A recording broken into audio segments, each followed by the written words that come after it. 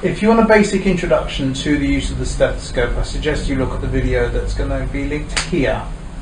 This is more about listening to the heart. Now, you've got three positions basically, and then a couple of special positions where you listen to the heart. This one, you raise the head, if you're in a supine position, you have the patient in a supine position, and you raise the head by about 30 degrees. This enables you to examine the JVP, the jugular venous pulsation, but I won't talk about that yet. So you listen to the heart in this position. There's another position where you get your patient to roll over. You get your patient to roll over to the left, like that. Now what that does is it causes the heart to come down and rest onto the rib cage, because the heart moves around quite a lot. When you do that, it actually leans down and sort of ends up being more audible, like that. There's a third position. You can also, oh by the way, while I'm at it, you can squat. If you squat, you get another set of sounds. If the patient leans forward and exhales, it's possible to hear the apex of the heart much more clearly. Now to talk about what you hear where. Different valves in the heart, and I'm not going to talk about what the valves are right here. I might put a diagram in, but I probably won't because I'm quite short of time. Different valves in the heart you listen to in different places. So, because they're clearer, because obviously it's nearer to some of them.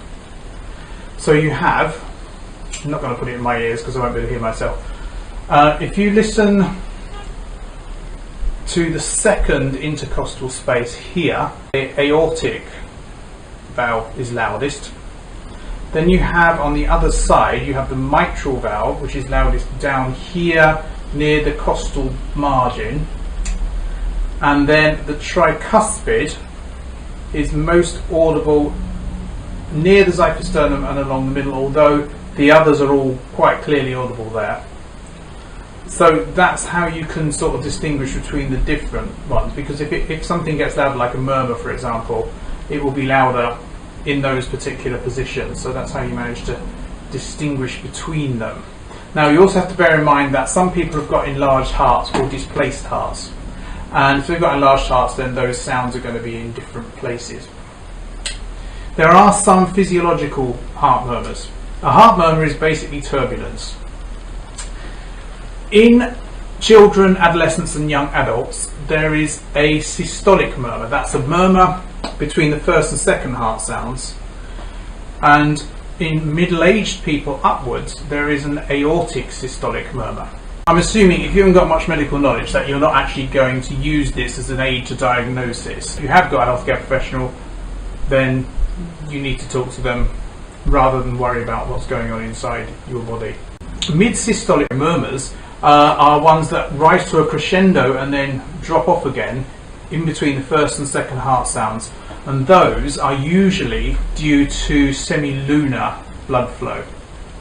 Pan-systolic murmurs are ones that stay at the same amplitude all the way through between the first and second heart sounds, and they are usually due to regurgitation across the atrioventricular valves. Then you have the late systolic murmurs. Those are usually due to mitral valve prolapse, and they don't occur until you're about halfway through, and then they start getting louder, and they're often preceded by a click. Then you've got your diastolic murmurs. An early one is usually to do with regurgitant flow across incompetent semilunar valves. A mid-diastolic and pre-systolic one is to do with atrioventricular turbulence, as is a late diastolic murmur. Now there is a lot of other stuff I could talk about, and I can talk about, for example, the different arterial pulses. I'll see you tomorrow.